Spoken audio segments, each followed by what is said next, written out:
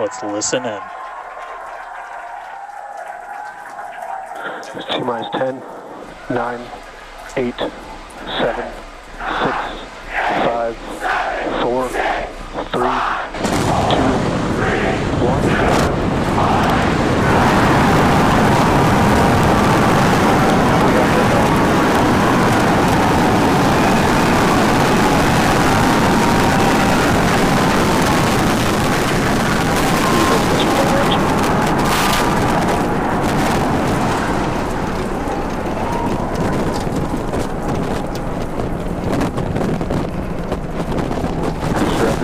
Nominal.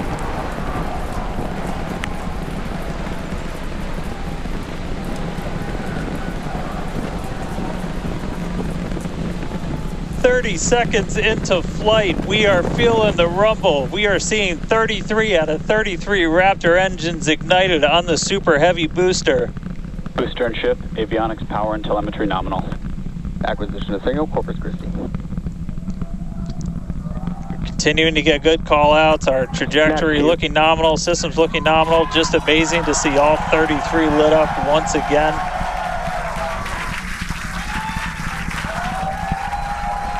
At this point, we've already passed through Max Q, that maximum dynamic pressure, and passing supersonic, so we're now moving faster than the speed of sound. Getting those onboard views from the ship cameras.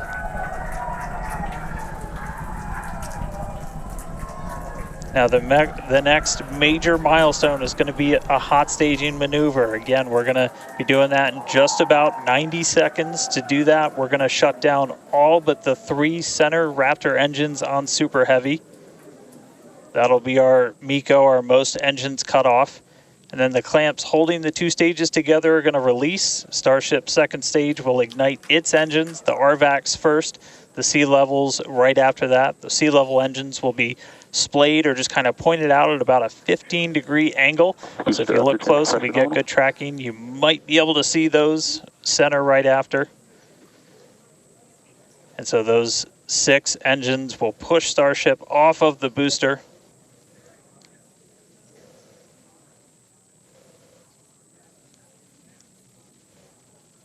All right, counting down now. We're going to be coming up right at around the 3-minute mark on that hot staging maneuver. Again, we'll see the booster engines start to shut down. You'll see all but 3 lights go out in the middle. And then we'll see the engines ignite on ship, pushing it away.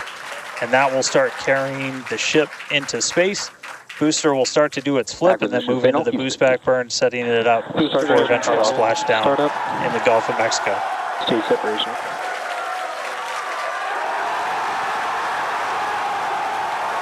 Boost back startup.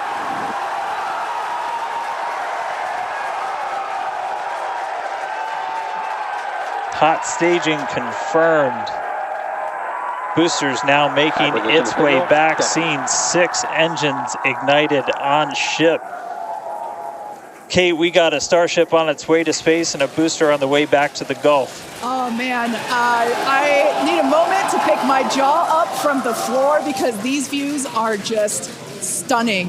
These are live views from Starship.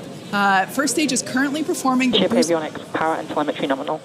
Good there, news informing us that the second stage or the ship, everything looking good, nominal there. First stage is currently performing the boost back burn, expecting that to last about 1 minute. That boost back burn, that boost back burn propels the booster back towards the coast, taking it to a landing in the waters of the Gulf of Mexico.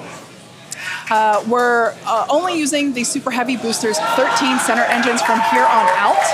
As whenever they relight, you'll be able to see that in the left bottom corner. Those are the ones that can gimbal. In other words, they move and change direction in order to change the thrust to steer the first stage back to Earth.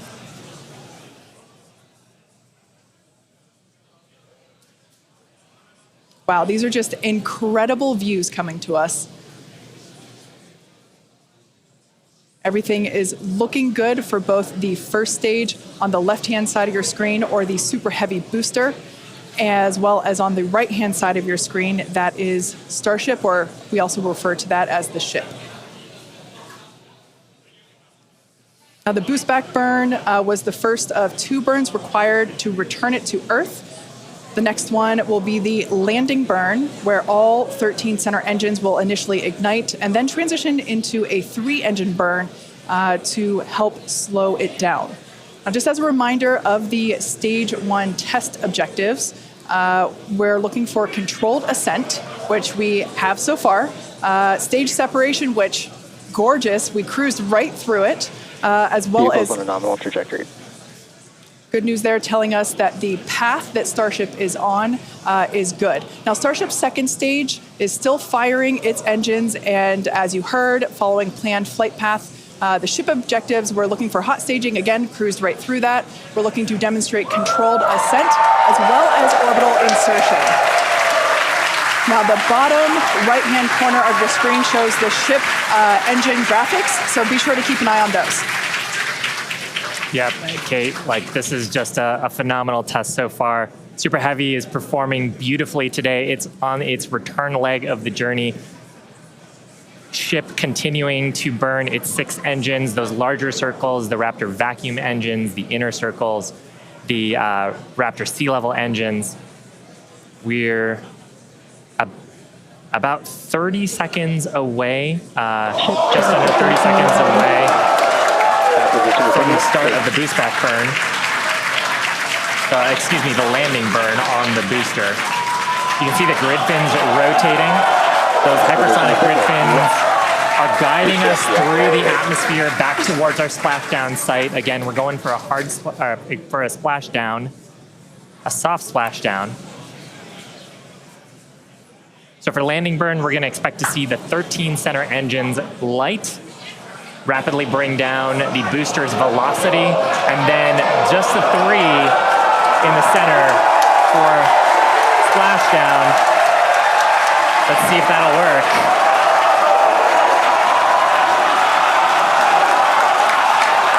We're getting a few engines.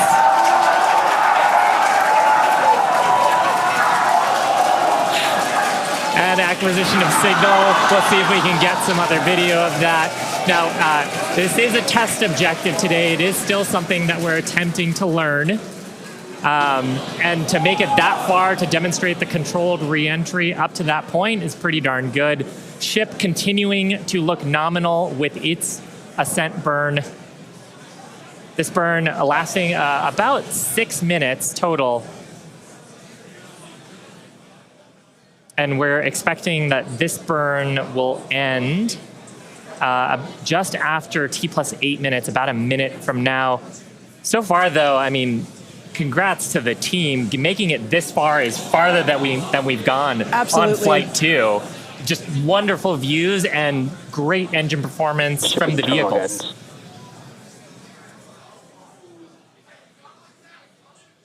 So far, we've hit controlled ascent. We're in the middle of that right now. We demonstrated the hot staging. Kate, as you said, cruised through that. We demonstrated controlled entry of the booster.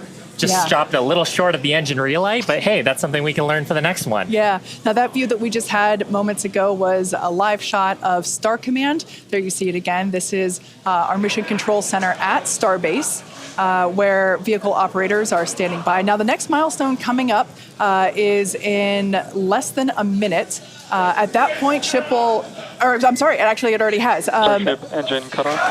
There we go.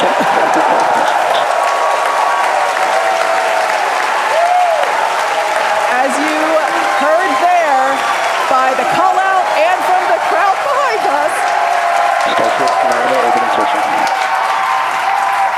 Starship's 6 Raptor engines have successfully shut down.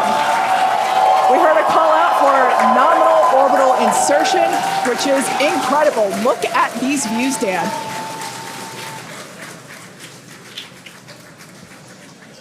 I'm just completely blown away right now. What a day. Congratulations to the entire SpaceX team. I mean, this flight pretty much just started, but we're farther than we've ever been before. We've got a Starship not just in space, but on its coast phase into space. Just to recap where we've come, and it's only been 9.5 minutes. How has it only been 9.5 minutes? we lifted off right on time at 8:25 a.m. We didn't have to hold at our gate at all. We had 33 out of 33 Raptor engines open up and light and get us through a nominal ascent. Another successful hot stage. All 6 engines on the ship propelling us into orbit. We did see what looked like a nominal boost back burn. And then we did make it all the way to the landing burn this time. Didn't light all the engines that we expected, and we did lose the booster. We'll have to go through the data to figure out exactly what happened, obviously.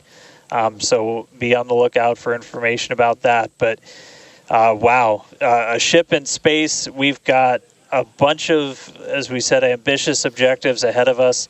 Over the next couple of minutes and pretty much over the next hour, where we're going to we've got the ship in space. We're now going to take advantage of this and try and learn as much as possible about some of the other systems, including that first ever Raptor relight in space. So it's just going to be incredible. So all of that still to come. The mission just started, but wow, what a liftoff! What a hot stage! What an amazing sight to see Starship there in outer space.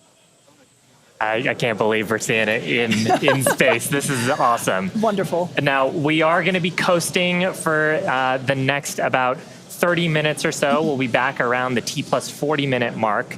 And that'll be Starship continuing to coast, hit those ambitious test objectives, and then continue on to re-entry. We're not totally sure what video that we'll get, since that normally comes to us as we overfly ground stations, and we don't have a ton of those along our trajectory. But as we have video, we'll be sure to bring that to you. Starlink may be able to bring us additional communication paths today that will allow us to talk to Starship through re-entry with no communications blackout period. It's a possibility, but either way, we will be live for all of today's milestones. And of course, when we do have views, signal, Puerto Rico. especially like the ones that we have now, which I just cannot get over. When we have views, we will be sure to bring those to you live. But no views or no views, we'll see you back here at T+40 minutes. Pez Door is opening. And there we just heard call it that Pez Door is opening, so that's great. First test. Yeah. One of our test objectives today is to open and close that Pez Door. That's where we will deploy Starlink satellites from in the future. So great news there that test that test objective is already underway. So come back here, stick around till T+40 minutes for coverage of Starship's deorbit burn demonstration, followed by its reentry and what is sure to be an exciting splashdown.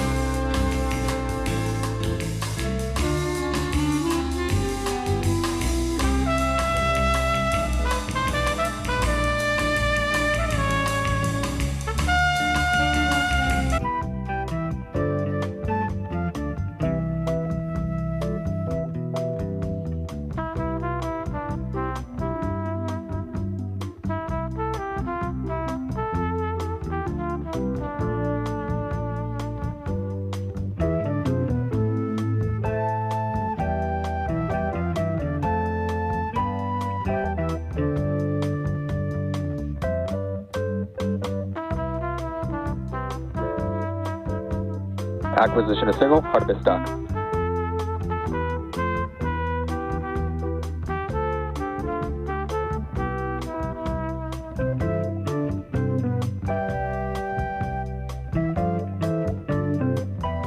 welcome back to live coverage of our third Starship flight test, which lifted off from Starbase, Texas at 8:25 a.m. Central Time.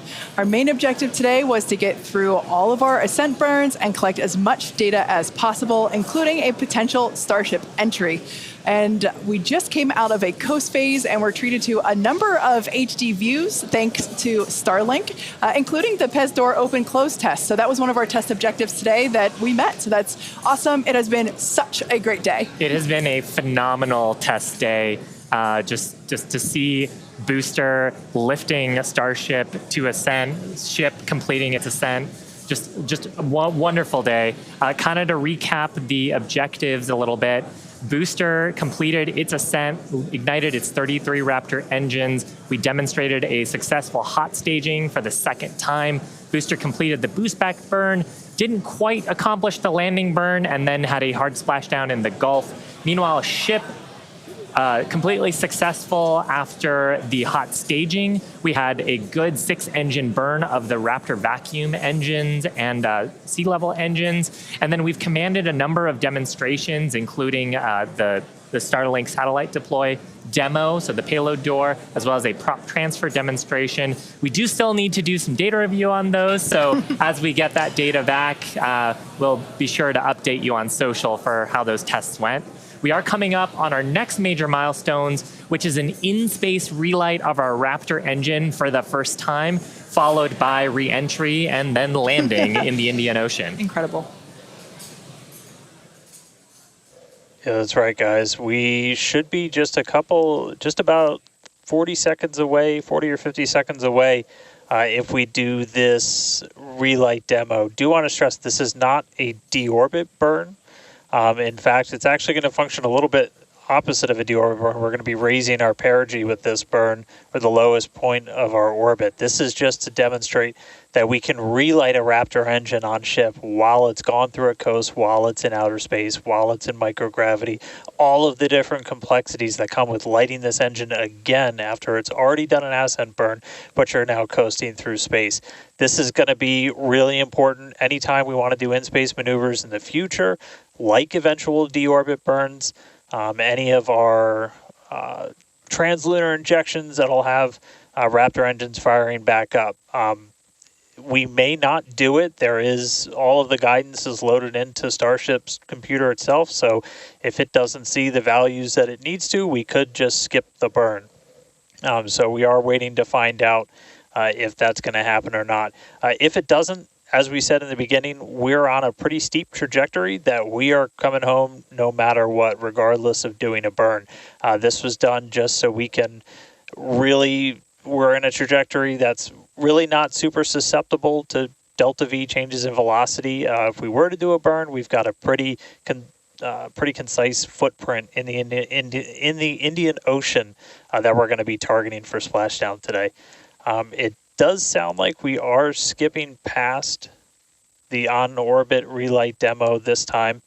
Again, we'll confirm all of this through our post-flight data review, but it did sound like we did pass through that burn. So now that's going to start setting us up for re-entry. Yeah, that's exactly right. So coming up next around T plus 49 minutes is Starship re-entry. Now, this is typically a portion of flight where we don't have communications with spacecraft because they're re-entering the Earth's atmosphere at or around orbital velocity, about 8 kilometers per second or roughly 5 miles per second. Super fast. And now at those speeds, the spacecraft's interaction with the atmosphere results in friction and creates a plasma field around the vehicle.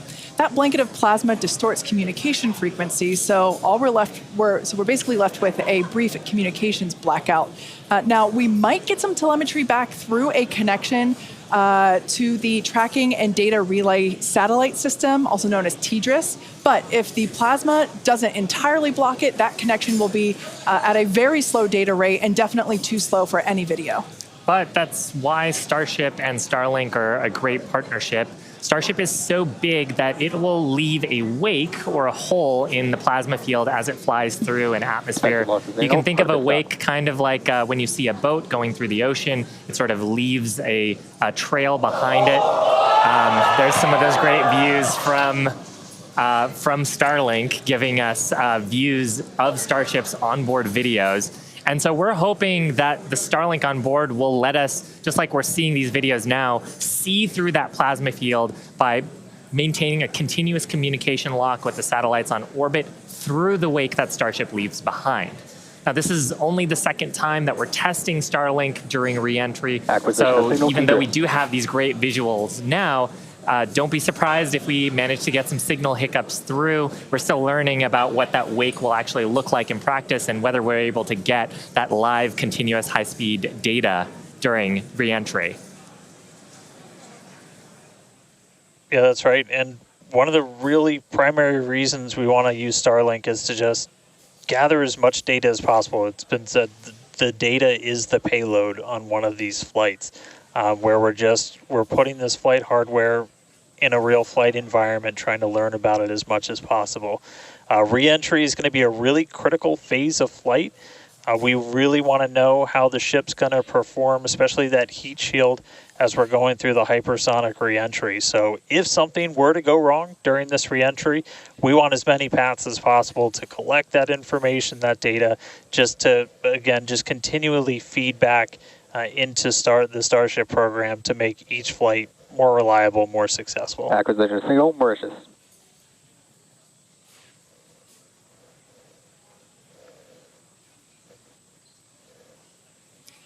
Now, if Starship manages to make it all the way through re-entry, we'll collect valuable data on Starship flying through the Earth's atmosphere at hypersonic speeds, meaning more than 5, or at this point, will be more than 5 times the speed of sound. Now we're watching these live views, HD views by the looks of it, thanks to Starlink.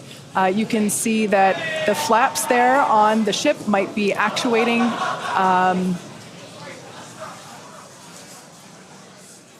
Certainly some incredible visions of planet Earth behind Starship. Now, we've already validated Starship's ability to fly and land at subsonic speeds. You might recall those suborbital flights from a few years ago, and we can see those flaps there. So getting data on aspects like heating and control while traveling way faster than we did before is going to be critical to eventually bringing Starships back from space for rapid reuse. So I mentioned those flaps. That's one of the things that enables Starship to help control itself and survive the heat of reentry, which, like we said before, we're expecting that reentry to occur around T plus 49 minutes. So we're getting pretty close here. And what you're seeing here, it looks like the vehicle is sort of moving back and forth. Part of what you're also seeing is one of the cameras, this onboard view that we have, is on the end of a flap. Starship has front flaps and rear flaps in the vehicle.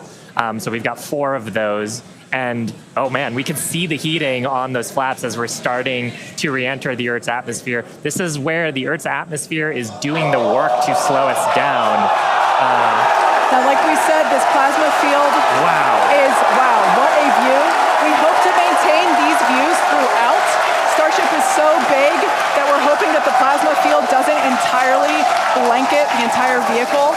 Right now, it is not. The Starlinks are Views brought to you by Starlink. Yeah, the Starlinks are still communicating and still capturing the data and the video that we see here. I mean, Shiva, this is just absolutely incredible views. We've never seen anything like this before. This is the biggest flying object ever in space. Absolutely, Kate. And it's important to note, the ascent burn that we did was to get us to orbital velocities, even though we were on a nearly orbital trajectory. So the heating and the loads that Starship is going through right now are what it would be getting if it were recovering from an orbital mission. And just the fact that we have views through entry, this is incredible. Yeah. Again, this is the furthest and fastest that Starship has ever flown. And you can definitely tell by the crowd here in Hawthorn.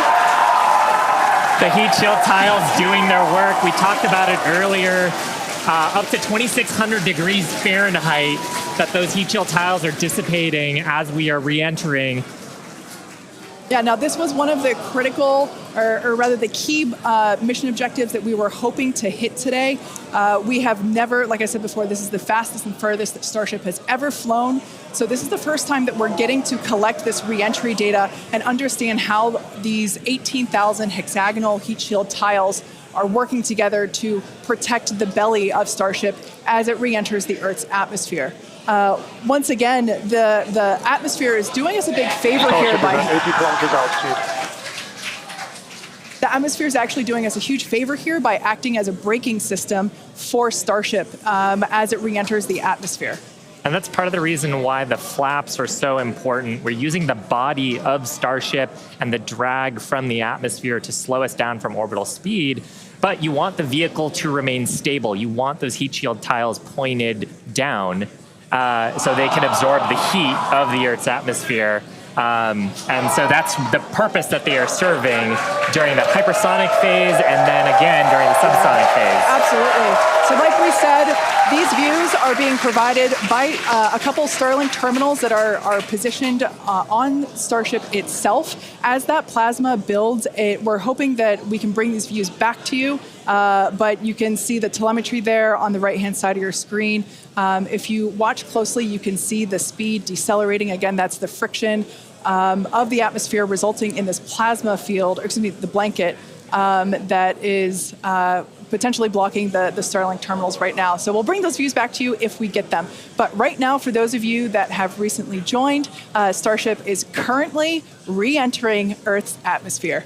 This is super exciting because it's the furthest and fastest that Starship has ever flown. It's just absolutely incredible. Major test milestone, something we wanted to accomplish on Flight 2, getting to it today. So just awesome.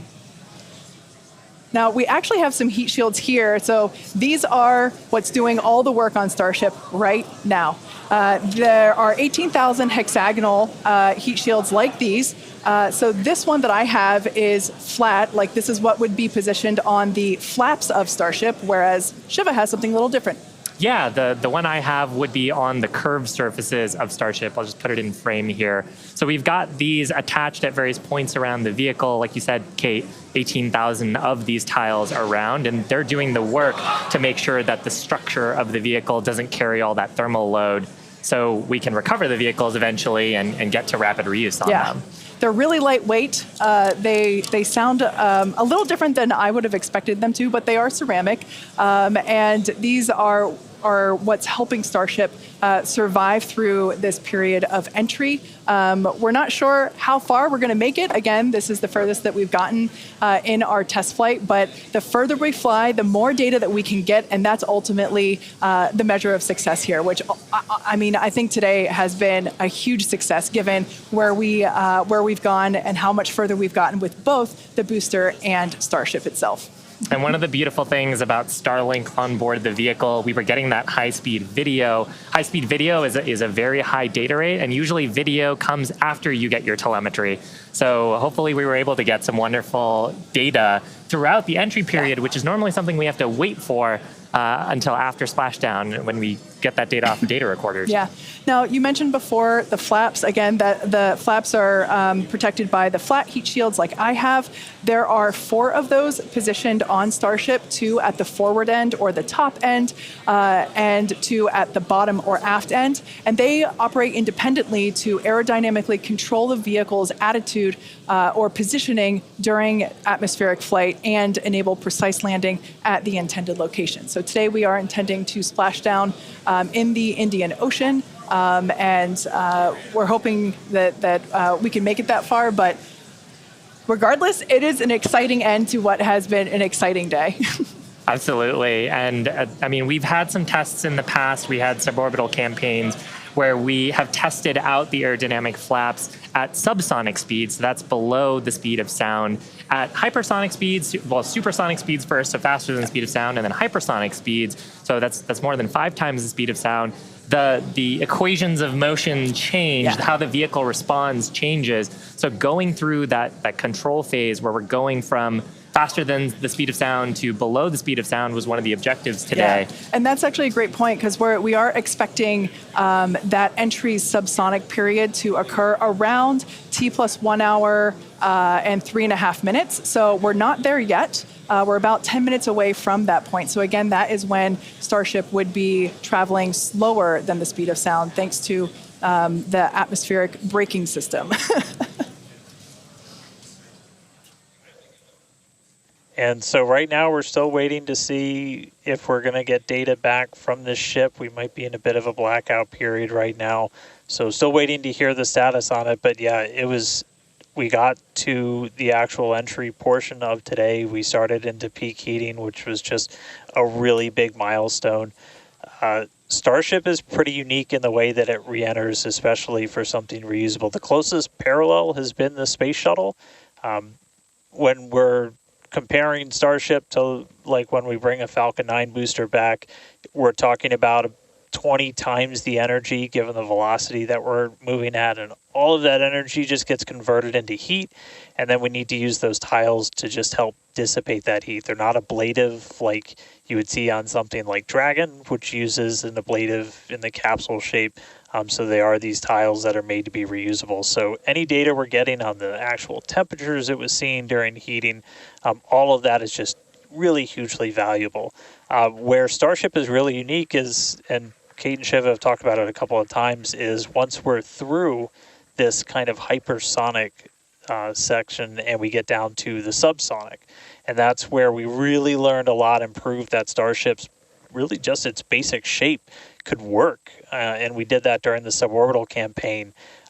Again, if you compare it to the shuttle, which entered, it had the wings. It had a similar heat shield system, but it had wings, and then was almost flown like a glider once it re-entered and was down to those subsonic speeds. With Starship, we're not doing that. We're just coming straight down. We'll hit terminal velocity, which with Starship is around 200 miles an hour, and then we use a flip maneuver to ignite those engines, do a landing burn, and then touch down on the ground.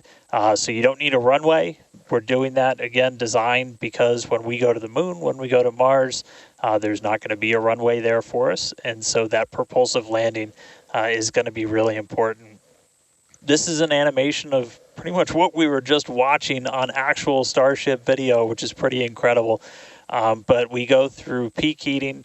One of the benefits of today's trajectory, actually, we got closer to what the heating profile will be on just a normal mission when you compare it to our previous flights, which were headed out to Hawaii. So we go through peak heating, and then we hit subsonic, and then Starship splashes down in the ocean. Again, we're not doing a landing burn on this flight, and we're not expecting Starship to survive the impact. We're not going to be recovering any of the hardware. For now, though, we are just still waiting to see if we're going to get some signal back. We're currently at a loss of signal with Starship. Don't know for sure what its status is, and so we're just continuing to listen in. But it was pretty incredible seeing the flaps really do their thing to maneuver the vehicle as it's moving through hypersonic. One of the big trade-offs between something like Shuttle and Starship is wings can be pretty heavy. And so if we can really demonstrate that Starship's controllable through that hypersonic regime when you're coming through the atmosphere, 25 times the speed of sound, you can save a whole lot of weight by not having really big wings. So super valuable to get this data, super valuable to then figure out what we're going to do on our next test flights. Yeah, and you'd brought up a really interesting point, too, that for on Shuttle, you are gliding in, going back to a runway. On Starship, because we're landing vertically, we are basically coming down, and then we've seen this during the suborbital campaign. We're not going to see it today. But during the suborbital campaign, we did the flip maneuver and then light our engines for a landing burn. And that's also really important for some of our other terrestrial destinations. That we don't have as much of an atmosphere on Mars. There is pretty much no atmosphere. There's some great views from our previous test campaigns of a landing burn and upright landing. But on the moon, there is no atmosphere. On Mars, the atmosphere is extremely thin. So you actually need some other sophisticated techniques that other landers have used to land there. And so this vertical landing technique is really important to landing on destinations like those, which is ultimately where we're trying to go. Yeah, absolutely. So we hope to demonstrate that landing in future missions. That wasn't one of our objectives for today. We wanted the ship to focus on opening and closing, the first demonstration of opening and closing the Pez Door, which is where we will deploy Starlink satellites from in the future, as well as a gathering data on how the heat shield tiles performed during the entry period. And so far, all of that has gone really well. So overall, it's been pretty great, and it's great to see how those initial tests that we performed a couple years ago for those high altitude tests allow us to see what those will look like in the future. But this piece that we're doing today of, okay, if we are coming back from orbital velocity and we're going through that entry period, that is the missing piece, right? We already figured out how to land once the ship gets to a certain velocity or altitude, and it's really this piece that we were trying to figure out today. How do we get Starship to survive orbital velocity, atmospheric entry, and we hope to find out soon. Yeah, I mean, we talked about rapid iteration and how we do design. Part of our philosophy is testing early and often and trying to test in a way that is as flight-like as possible. But there's only so much you can do in a chamber where you're trying to simulate the atmosphere in a laboratory. So there's nothing quite like when the heat shield tile hits the atmosphere in flight to gather that wonderful data and prove out some of the analyses and probably teach us a bunch of things that we didn't quite get right. For sure. And obviously for those of you that have been watching along with us, those were incredible views to see of that entry period where we saw the heat generating because of friction as the belly of Starship was making contact with the Earth's atmosphere, and that resulted in some plasma. So as Dan said before, we believe that we're in a bit of a blackout period at the moment. We are expecting the vehicle, if it's still alive,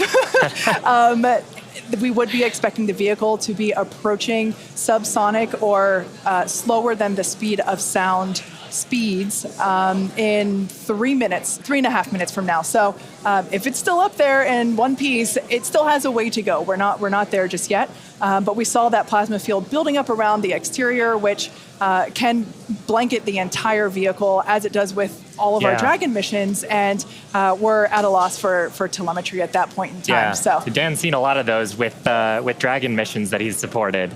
Yeah, absolutely.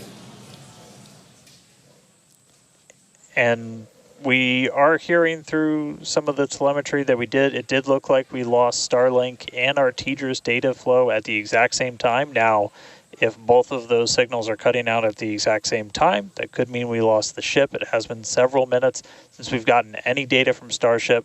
We are waiting just a couple more minutes just to see if we can get any additional confirmation, but that is one data point that we're tracking, and that could indicate that we had a loss or a breakup of the ship during that reentry. So might not make it all the way to splashdown today, but we were able to get through the early phases of reentry, hit some of that peak heating, which was just really incredible to see a Starship coming back from space after getting all those views from space for the very first time. So we'll just keep on listening in on the loops here, see if we hear anything over the next couple of minutes. And that might bring a close to a pretty successful day so far. So again, we did lose the TDRS. That's the tracking and data relay satellite. That's the satellite system that pretty much every spacecraft operating in orbit right now will use to get data. We were able to get some signal through that. And then we were also getting data back through Starlink. Live view here of mission control down at Starbase. So these are all the folks who are experts on the various different systems, taking a look at the live data that we did have. probably in mission mode still, Yeah, but absolutely. it would be so tough to stay focused with what an exciting day we've had today. Yeah, to quote Monty Python, I'm not dead yet. We don't know, as Dan said. We did lose connection with TDRS, which is the tracking and data relay satellite system, and Starlink at the same time. So it is a realistic possibility that we lost Starship, which honestly was always on the table. We didn't know how far it was going to get. The further we could fly and the more data we could collect was always the biggest win. And so regardless of, if we did lose the vehicle and we are not able to, make it all the way to our intended splashdown, note that we weren't intending to recover this vehicle, either vehicle, the Super Heavy booster nor the Starship. We weren't intending to recover either of them. They were both going to basically hit at terminal velocity and break up upon contact with the surface of the ocean. So we're standing by to hear whether or not we are going to be able to get telemetry readings back, but we are possibly anticipating news that we lost Starship due to basically a double blackout from TDRS and Starship data at the same time. But it's worth mentioning, this is the first time that we have come back at these speeds Absolutely. in any of the test flights that we've done so far with Starship. So we are trying to prove out that the heat shield works as intended, that the controllability at those hypersonic speeds works as intended. So if we were able to get back any data on that, that means the next version, what happens on flight 4, 5, 6, is going to be better.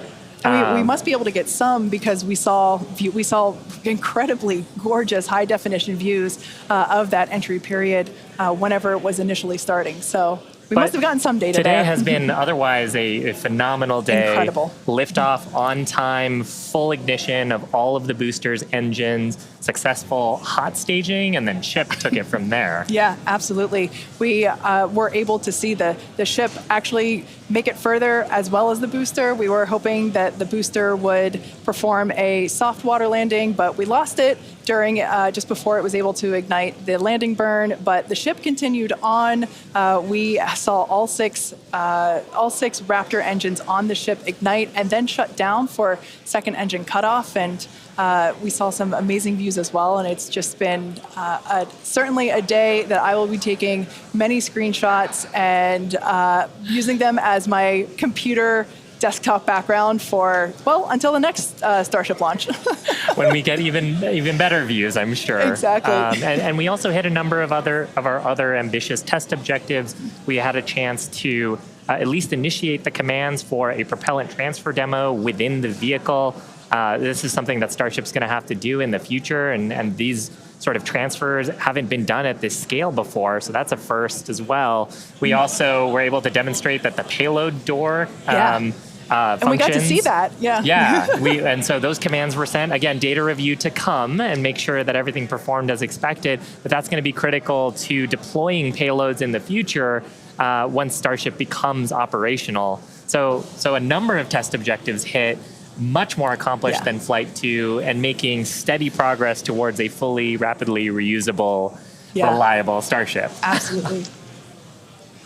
And hey, Kate, and hey, Shiva, we were just hearing on the loops, we are making the call now that we have lost Ship 28. So as we were possibly expecting, we lost the data a couple of minutes ago. We haven't heard from the ship up until this point, and so the team has made the call that ship has been lost. So no splashdown today, but again, just it's incredible to see how much further we got this time around. We had a couple of those ambitious objectives that you guys were just walking through that we're able to take advantage of while Starship was in outer space flying over our planet for the very first time. So that was just really incredible. Obviously, there's a lot to go through. Everyone always wants to know right off the bat what happened. Takes us a little bit of time, but I can assure you as soon as we start finding things out, we're going to let everybody know. And I know everybody's going to be excited for the next one. I mean, as I pointed out in the beginning, there's 4 super heavy boosters either fully stacked or getting stacked right behind me. We've got other ships ready to go as well. So it's going to be a really busy time down here at Starbase as we look to really fly Starship as much as possible, get this vehicle ready to go for all the important things it's got to go do. And with that, we got to say a huge congratulations to our teammates and everyone who's supported the Starship program. There's been flames and reds along the way, but third time's the charm, and we made it to space. We also a big thanks to all of our future customers for your support. And we want to give a big thanks to the people of Cameron County, Texas, for their support, as well as the Coast Guard and the Federal Aviation Administration. Be sure to follow the SpaceX account on X for more updates from today's test flight and future Starship tests. But before we go, we want to wish SpaceX a very happy birthday.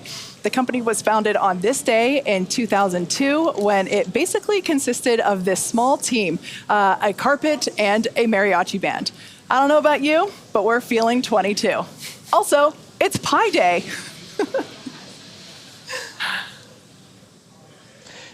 Yeah, but I mean, Pi Day is constant and never ending, so shouldn't every day be Pi Day from now on? I mean, that's a really good point, and I think after a test like today's, we all deserve some pie. Thanks for watching, and we'll see you next time.